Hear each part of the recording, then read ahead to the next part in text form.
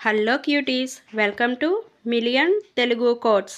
అందులో స్టార్టింగ్లోనే ghost enter అవ్వడంతో అరవకుండా ఉండటానికి చాలా ప్రయత్నిస్తూ పిడికిళ్ళు బిగించి పెదవులు బెగబెట్టుకొని కూర్చొని ముందుగా లోపలికి పారిపోకుండా ఇక్కడే కూర్చున్న తన పిచ్చి పనికి లోపల తిట్టుకుంటూ కూర్చుంది. ఇంతలో మహీకి తను వాడే స్ప్రే కాకుండా వేరే స్మెల్ రావడంతో అది మను స్మెల్ అని అర్థమై తల పక్కకు తిప్పి చూశాడు. భయానికి తన దగ్గరకు వచ్చి సోఫాకి తనకి చాటున మొహం దాచుకున్న మనుని చూస్తే మహీకి నిజంగా నవ్వు ఆగలేదు. కానీ చాలా బలవంతంగా కంట్రోల్ చేసుకొని మెల్లగా తన చెయ్యి మను చుట్టూ వేసేసరికి రెండో మాట మాట్లాడకుండా మహి చెయ్యి పట్టుకొని భుజం మీద తలపెట్టి గట్టిగా కళ్ళు మూసుకుంది మను. మను చుట్టూ చెయ్యి తీయకుండా మూవీలో మునిగిపోయాడు మహి. కాసేపటికి తల కిందకు వంచి చూశాడు. మను తల తన చెస్ట్ మీద ఉండటం, చెయ్యి తన పొట్ట మీద ఉండటం చూసి మను నిద్రపోయిందని అర్థమై టీవీ ఆఫ్ చేసి మెల్లగా మనుని చేతుల్లోకి తీసుకున్నాడు. నిద్రలో స్మాల్ బేబీలా ఉన్న మను మొహం చూసేసరికి మొహం మీద పడుకున్న జుట్టుని వేళ్లతో వెనక్కి పెట్టి మెల్లగా చెయ్యిని చెక్కిళ్ళ మీద నుంచి పెదవి మీదకు తీసుకువచ్చి బొటన్ వేలితో చిన్నగా తాకగానే వెంటనే రియాలిటీ చంప మీద కొట్టినట్లుగా తను ఫనీ లవర్ ఫియాన్షీ అని గుర్తుకు వచ్చేసరికి ఐఆమ్ సారీ అని నిద్రపోతున్న మనుకి క్షమాపణ చెప్పి ఎత్తుకొని తీసుకువెళ్ళి తన రూమ్లో పడుకోబెట్టి బ్లాంకెట్ కప్పి తిరిగి వెళ్ళిపోయాడు మహి. ఇంతలో చెయ్యి పట్టుకోవడంతో వెనక్కి తిరిగి చూశాడు మహి. ప్లీజ్ నన్ను ఒంటరిగా వదిలిపెట్టి వెళ్ళొద్దు ఫనీ, నాకు భయంగా ఉంది అని నిద్రలో కలవరిస్తున్న మనుని చూసి మహి మనసు ఇంకోసారి తను ఎవరో గుర్తు చేసుకుంది. అయినా సరే మను భయం అనేసరికి ఒంటరిగా వదిలేసి వెళ్ళలేక నేను ఇక్కడే ఉన్నాను మను, భయపడకు, నిద్రపో అని అంటూ పక్కనే కూర్చున్నాడు. పొద్దున్నుంచి ఆఫీస్ వర్క్తో ఇంటికి వచ్చిన తర్వాత వంట పనిలో అలసిపోయేసరికి అలాగే పడుకొని నిద్రపోయాడు మహి. తెల్లవారితే ఉండగా మెలకువ వచ్చిన మనుకి వెచ్చగా తగులుతున్న స్పర్శకి లేవబుద్ధి కాక ఇంకా గట్టిగా కౌగలించుకొని పడుకుంది. 1 నిమిషం అయిన తరువాత మెదడుకి ఆలస్యంగా సిగ్నల్స్ వెళ్ళి తాను దేనిని కౌగిలించుకుందో అర్థమై ఒక్కసారిగా ఆ కళ్ళు తెరిచి చూసి వేగంగా పైకి లేచి జారిపోయిన పైట చెంగుని ఫాస్ట్గా సరిచేసుకొని చుట్టూ చూసి ఇది నా రూమే కదా, మరి మహి గారేంటి ఇక్కడ అనుకొని రాత్రి తను సోఫాలో కూర్చుంది కదా, లోపలకు ఎప్పుడు వచ్చింది అని ఆలోచిస్తూ చేత్తో తల కొట్టుకుంది మను. ప్రశాంతంగా పడుకున్న మహిని చూసి ఐఆమ్ సారీ మహి గారు, నేను మీకు చాలా ట్రబుల్ ఇస్తున్నాను, మీ మంచితనాన్ని కాస్త ఎక్కువే వాడేసుకుంటున్నాను, కానీ నేను ఏది కావాలని చేయడం లేదు, అయినా అలా జరిగిపోతున్నాయి, ప్లీజ్ నా మీద కోపం తెచ్చుకోకండి అని అంది మను. మెల్లగా బెడ్ దిగి మహీకి బ్లాంకెట్ కప్పి కుంటుకుంటూనే వాష్రూమ్కి వెళ్ళింది. పొద్దున్నే లేచి అలవాటు ఉన్న మహీకి మెలకువ వచ్చి చెయ్యి పక్కన దేనికోసమో వెతికి ఏమీ దొరకకపోవడంతో కళ్ళు తెరిచి చూశాడు. పక్కన మను లేకపోయేసరికి ఒక్కసారిగా లేచి బెడ్ దగ్గరగానే వాష్రూమ్ నుంచి వాటర్ సౌండ్ రావడం విని ఉఫ్ అనుకుంటూ తన రూమ్లోకి వెళ్ళి ఫ్రెష్ అయ్యి జాగింగ్కి వెళ్ళాడు మహి. వాష్రూమ్ నుంచి బయటకు వచ్చిన మను మహి లేకపోవడం చూసి రెడీ అయ్యి కిచెన్లోకి వెళ్ళింది మహి.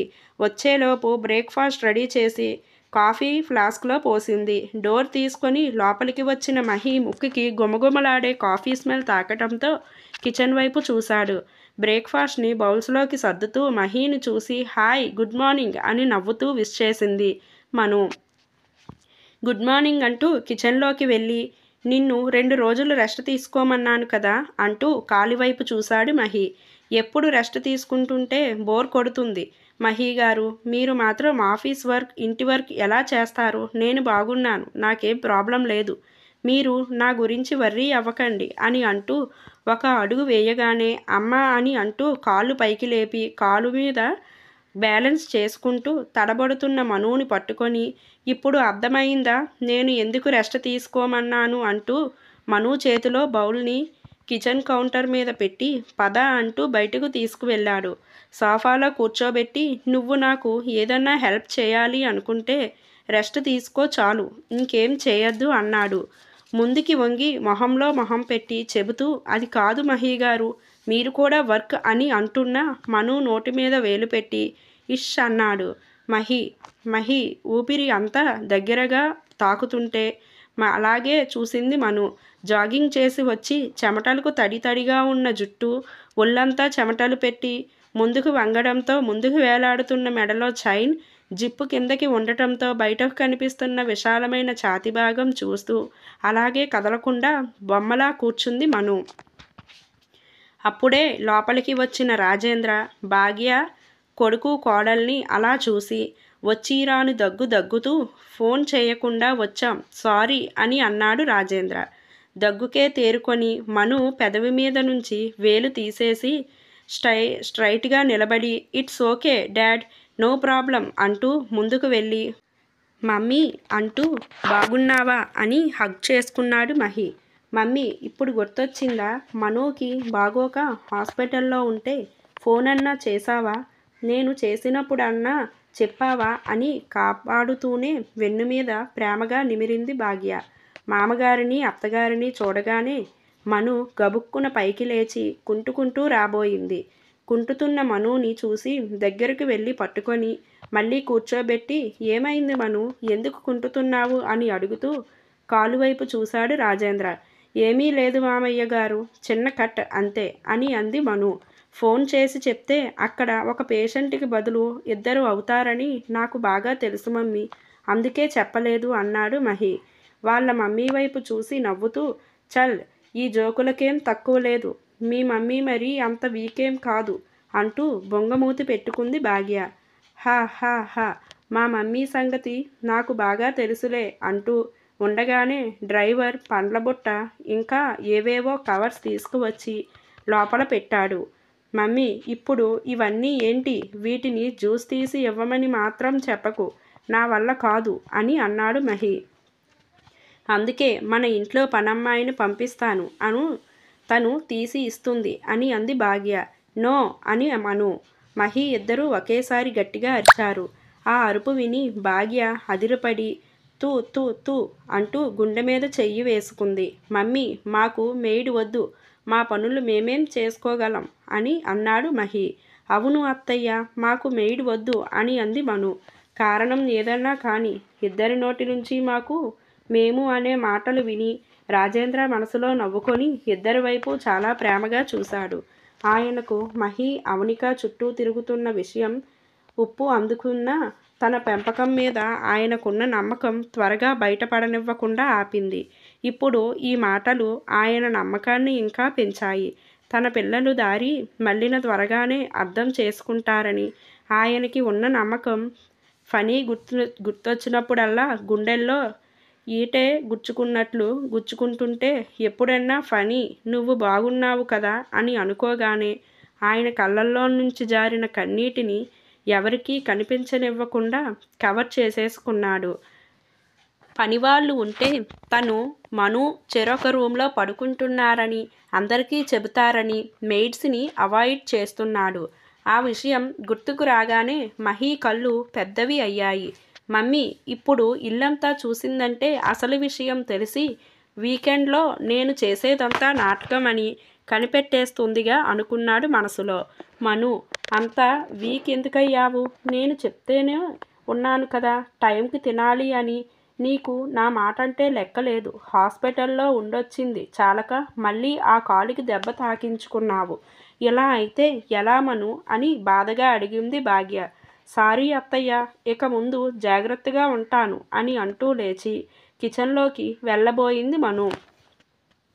ఎక్కడికి అని అడిగాడు మహి. అత్తయ్య వాళ్ళకి కాఫీ అని మను అంటూ ఉండగానే నేను తీసుకువస్తాను, నువ్వు కూర్చో అని అంటూ మనుని కూర్చోబెట్టి కిచెన్లోకి వెళ్ళాడు మహి. అంతకుముందు గ్లాసులో పోసిన కాఫీని కప్పుల్లో పోసి తీసుకువచ్చాడు మహి. వాళ్ళు కాఫీ తాగుతూ ఉండగానే మెల్లగా వెళ్ళి మను రూమ్ డోర్ లాక్ చేసి వచ్చాడు.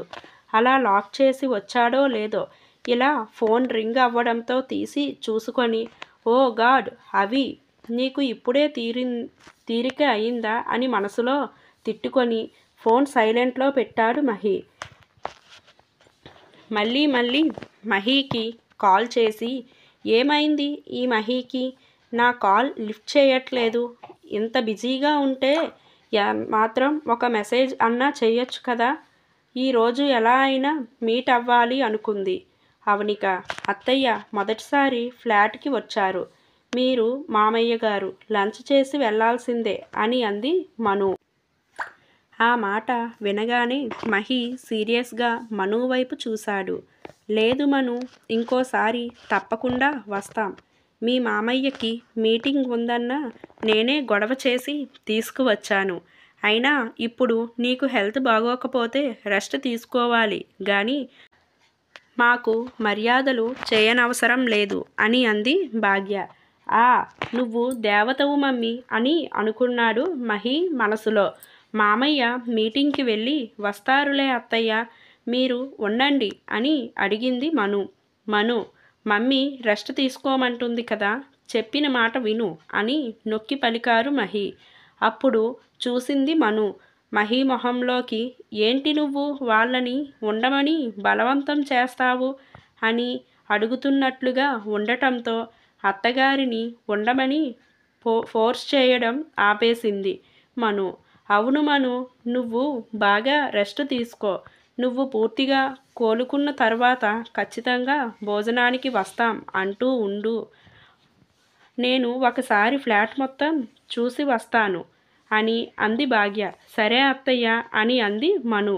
ఆవిడ అన్ని రూములు చూస్తూ మను రూమ్ లాక్ చేసి ఉండటం చూసి, ఈ రూమ్ లాక్ చేసి ఉందేంటి అని అడిగింది భాగ్య. లాక్ అయిందా? ఉండండి అత్తయ్య, నేను కీస్ తీసుకొస్తాను అని అంది మను. తెక్కమను, నీ కీస్ని బ్యాగ్లో ఉంటాయి కదా, బ్యాగ్ లోపల ఉంటే కీస్ ఎలా చేస్తావు అని అనుకుంటూ తన కీస్ని తడుముకున్నాడు మహి. అయ్యో, కీస్ లోపలే ఉండిపోయాయి అత్తయ్య అని అంది మను. మమ్మీ, అయినా అది స్టోర్ రూమ్, అందులో ఎక్స్ట్రా సామాను తప్ప ఏమీ లేవు అని చెప్పాడు మహి. నా రూమ్ స్టోర్ రూమా అని మనసులో అనుకొని, అవును అత్తయ్య, అది స్టోర్ రూమ్. మీకు డస్ట్ ఎలర్జీ ఉంది కదా అని అంది మను కవర్ చేసుకుంటూ. ఓహో, ఓకే, ఫ్లాట్ చాలా బాగుంది మను, కానీ మన ఇల్లంత కాదు.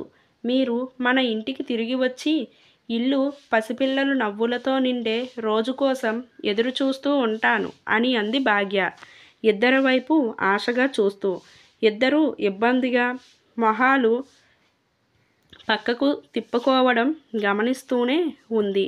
ఆ మాట వినగానే సహజంగా వచ్చే సిగ్గులాంటివేమీ మను మొహంలో కనబడకపోవడం చూసి ఇద్దరి మధ్య దూరం ఇంకా అలాగే ఉందని ఆమెకు స్పష్టంగా అర్థమైంది. కానీ ఈ విషయం వాళ్ళ ముందు బయట పెట్టకుండా వేళ్ళలాగే ఆవిడ కూడా ఏమీ తెలియనట్లు నటిస్తూ, సరే మను, ఇంకా మేము బయలుదేరుతాం. ఈ వీకెండ్కి ఇద్దరూ మన ఇంటికి వచ్చేయండి. నేను మీకోసం ఎదురు చూస్తూ ఉంటాను అని చెప్పింది భాగ్య. సరే అత్తయ్య అని అంది మను.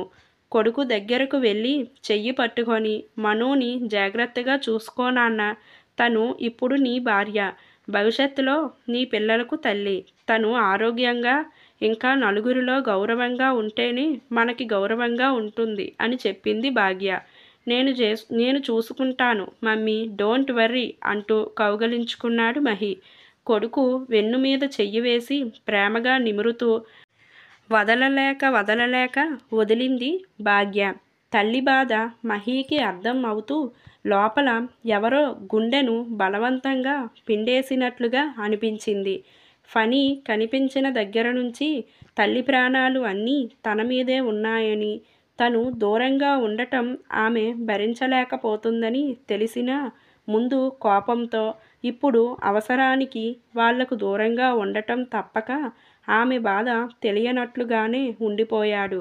బాయ్ మను, ఆరోగ్యం జాగ్రత్త అని చెప్పి తల మీద చెయ్యి వేసి చిన్నగా నవ్వి అక్కడి నుంచి బయలుదేరాడు రాజేంద్ర.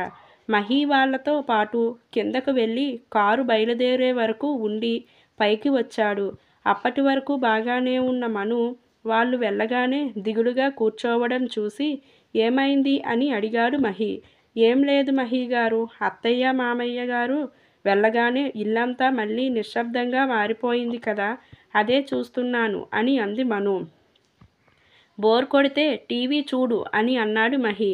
ఆ మాటకి ఒక పెయింట్ స్మెల్ విసిరి సైలెంట్గా కూర్చుంది మను. అప్పటికే లేట్ అవ్వడంతో స్నానం చేసి ఆఫీస్కి రెడీ అయ్యి బ్రేక్ఫాస్ట్ చేయకుండానే బయటకు వెళ్ళిపోయాడు మహి. మహి గారు టిఫిన్ చేయకుండా వెళ్తున్నారు ఏంటి అని అడిగింది మను. టైం లేదు మను, నువ్వు తిని టాబ్లెట్స్ వేసుకొని రెస్ట్ తీసుకో, నేను ఈ రోజుకి నీకు లంచ్ ఆర్డర్ చేస్తాను అన్నాడు మహి. మెల్లగా కుంటుకుంటూ మహి దగ్గరకు వెళ్ళి, నాకే లంచ్ ఆర్డర్ వద్దు, నేను ఇంట్లో వంట చేసుకోగలను, ముందు మీరు టిఫిన్ చేయండి. కోటి విద్యలు కూటి కోసమే అని మీరు ఎంత సంపాదించినా కడుపు మార్చుకుంటే ఏం లాభం చెప్పండి అంటూ మహి చెయ్యి పట్టుకొని వచ్చి డైనింగ్ టేబుల్ దగ్గర వదిలింది మను. ఇంకా కాదని ముందుగా వెళ్ళక టిఫిన్ చేయడానికి కూర్చున్నాడు మహి. మను టిఫిన్ పెట్టి జగ్గులో వాటర్ గ్లాసులో పోసి మహి ముందు పెట్టింది.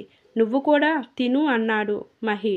ముందు మీరు తినండి, నేను మీరు వెళ్ళాక తింటాను అని అంది మను.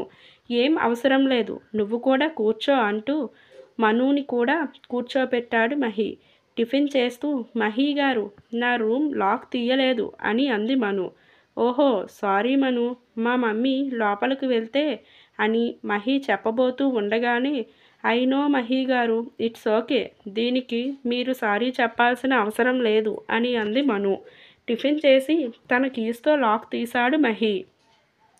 మహి గారు మీరేం అనుకోనంటే నేను ఈరోజు కొంచెం సేపు రెస్టారెంట్కి వెళ్ళనా, ఒక ఫ్రెండ్ని మీట్ అవ్వాలి, ఎలా అయిందో తెలియదు, అతని నెంబర్ నా ఫోన్లో బ్లాక్ అయింది, నేను కావాలని తనని అవాయిడ్ చేస్తున్నానని అతను చాలా ఫీల్ అవుతున్నాడు, ఒకసారి పర్సనల్గా కలిసి సారీ చెబితే నాకు కూడా మనశ్శాంతిగా ఉంటుంది అని అడిగింది మను.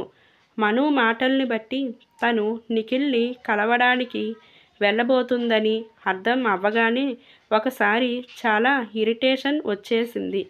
అది మహి మొహంలో స్పష్టంగా కనిపిస్తూనే ఉంది.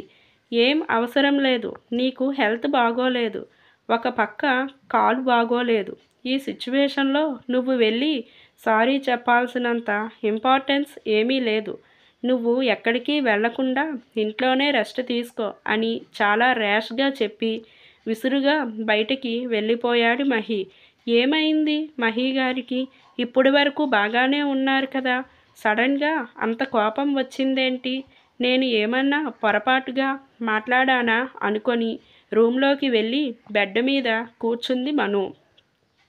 బయటకు వెళ్ళి కార్ తీసి స్పీడ్గా డ్రైవ్ చేస్తూ ఇప్పుడు వాడి నెంబర్ని అన్లాక్ చేయవలసిన అవసరం ఏమొచ్చింది మను, పైగా కలిసి సారీ చెప్పాల్సినంత ఇంపార్టెంట్ పర్సనా వాడు అని చాలా కోపంగా ఉన్నాడు మహి. ఆఫీస్కి కూడా అదే మూడ్లో వెళ్ళి చిన్న చిన్న పొరపాట్లకి ఎంప్లాయీస్ మీద విరుచుకు పడుతూ తన కోపాన్ని వాళ్ళ మీద వెళ్ళగక్కాడు మహి.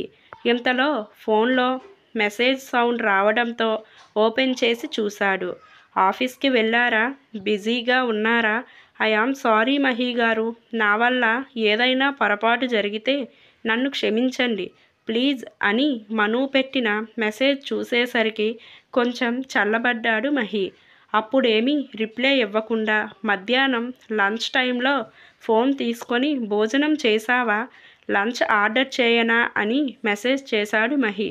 మెసేజ్ చేసేటప్పుడు చాలాసేపు మహి రిప్లై కోసం ఎదురు చూసి సమాధానం రాకపోవడంతో ఎప్పటిలాగే అడ్జస్ట్ అయిపోయింది మను. మళ్ళీ ఆకలిగా లేకపోవడంతో అలాగే పడుకొని నిద్రపోయి మహి మెసేజ్ని చూసుకోలేదు. ఎప్పుడూ లేనిది మను మెసేజ్ కోసం మాటిమాటికి ఫోన్ చూసుకోవడం స్టార్ట్ చేశాడు. మహి. ఏమైంది? మెసేజ్కి రిప్లై కూడా ఇవ్వడం లేదు. వాడిని మాత్రం అన్లాక్ చేసి పర్సనల్గా సారీ చెప్పడానికి కూడా వెళ్ళాలి అని డిసైడ్ అయ్యింది. ఇక్కడ మాకు మాత్రం సమాధానం చెప్పదు అని తిట్టుకొని, వెయిట్, ఇంతకీ తను బాగానే ఉందా అని మనసులో అనుకోగానే వెంటనే ఫోన్ చేశాడు మహి. నిద్రలో ఉండి ఫోన్ దిండు కింద పడిపోవడంతో సౌండ్ సరిగా వినిపించక ఫోన్ లిఫ్ట్ చేయలేదు మను. 1-2 సార్లు చేసి లిఫ్ట్ చేయకపోయేసరికి కార్ కీస్ తీసుకొని వెంటనే ఇంటికి బయలుదేరాడు మహి. అంతకుముందు ఉన్నట్లుండి పడిపోవడంతో మళ్ళీ ఏమైందోనని పిచ్చి పిచ్చి ఆలోచనలు రావడంతో చాలా వేగంగా డ్రైవ్ చేసి ఇంటికి వెళ్ళి కీస్తో డోర్ ఓపెన్ చేసి లోపలికి వెళ్ళి మను రూమ్లోకి వెళ్ళాడు. బెడ్ మీద పడుకొని ఉన్న మను దగ్గరకు వెళ్ళి చూశాడు. ముడుచుకొని గువ్వలాగా పడుకొని ఉన్న మనుని చూసి ఉఫ్ అని తేలిగ్గా ఊపిరి పీల్చుకొని పక్కన కూర్చొని మను మను అని పిలిచాడు మహి. సారీ మహి గారు, నేనేమన్నా పొరపాటు చేస్తే క్షమించండి అని నిద్రలో కలవరిస్తున్న మనుని చూసి షిడ్, నేను అంత యాడ్గా మాట్లాడకుండా ఉండాల్సింది అని అనుకుంటూ మను మను అని భుజం మీద చెయ్యి వేసి లేపాడు మహి. దానితో మెల్లగా కళ్ళు తెరిచి చూసి మహి గారు అప్పుడే వచ్చేసారా? అప్పుడే రాత్రి అయిపోయిందా అని అమాయకంగా అడిగింది మను. అది చూసి మహీకి నవ్వు ఆగలేదు. లేదు, 2 గంటలు అయింది. నువ్వు ఫోన్ లిఫ్ట్ చేయకపోయేసరికి మళ్ళీ ఏమైందోనని టెన్షన్లో నేను ఇంటికి వచ్చాను అని అన్నాడు మహి. అవునా? ఐఆమ్ సారీ మహి గారు, టిఫిన్ చేసి టాబ్లెట్స్ వేసుకొని పడుకునేసరికి మెలకువ రాలేదు అని అంది మను. పైట చెంగు సరిచేసుకుంది. ఓ ఇట్స్ ఓకే మను, లేచి ఫ్రెష్ అవ్వు, లంచ్ బయట చేద్దాం అని అన్నాడు మహి. నేను మీకు బాగా ట్రబుల్ ఇస్తున్నాను మహి గారు, ఏమైందో తెలియడం లేదు, నా వల్ల ఇలా మిస్టేక్స్ జరిగిపోతున్నాయి అని అంటూ కన్నీళ్లు పెట్టుకుంది మను. ఇష్, నో ప్రాబ్లం, మనుషులం కదా, మిస్టేక్స్ చేస్తూ ఉంటాం అంటూ మను కళ్ళు తుడిచి నాకు లేట్ అవుతుంది, త్వరగా ఫేస్ వాష్ చేసుకో అని చెప్పి మనుకి చెయ్యి ఇచ్చాడు మహి. మహీకి చెయ్యి ఇచ్చి బెడ్ దిగి మొహం కడుక్కొని బయటకు వెళ్ళింది మను. మనుని రెస్టారెంట్కు తీసుకువెళ్ళి కార్ పార్క్ చేసి లోపలికి వెళుతూ ఉండగా అటుగా వెళుతున్న అవనిక మహి వేరే అమ్మాయితో లోపలికి వెళ్ళడం చూసి వెంటనే కార్ సైడ్కి తీసి చూసింది. మను కుంటుకుంటూ స్టెప్స్ ఎక్కడం చూసి సపోర్ట్కి నడుం చుట్టూ చెయ్యి వేసి ఒక చెయ్యిని తన చేతిలోకి తీసుకున్నాడు మహి. మహి పట్టుకోగానే ముడుచుకుపోయింది మను. అవేం పట్టించుకోకుండా కాలు మీద వెయిట్ వేయకు అని చెప్పాడు మహి. ఓకే అన్నట్లుగా తల ఊపింది మను. ఇదంతా దూరం నుంచి చూస్తున్న అవనిక తన ఫోన్ తీసి మహీకి కాల్ చేసింది. ఇంకా ఉందండి. ఈ వీడియో మీకు నచ్చినట్లయితే లైక్, షేర్, కామెంట్, సబ్స్క్రైబ్ చేసుకోవడం మాత్రం మర్చిపోకండి ఫ్రెండ్స్. ఈ వీడియో కంటిన్యూషన్ నెక్స్ట్ పార్ట్లో కలుసుకుందాం. అలాగే తప్పకుండా లైక్ చేయండి. మీరు లైక్ చేయడం వల్ల మన వీడియో అనేది మరికొంతమందికి రీచ్ అవుతుందండి. తప్పకుండా ఈ వీడియో అనేది ఎలా ఉందో కామెంట్ సెక్షన్లో కామెంట్ చేయండి ఫ్రెండ్స్.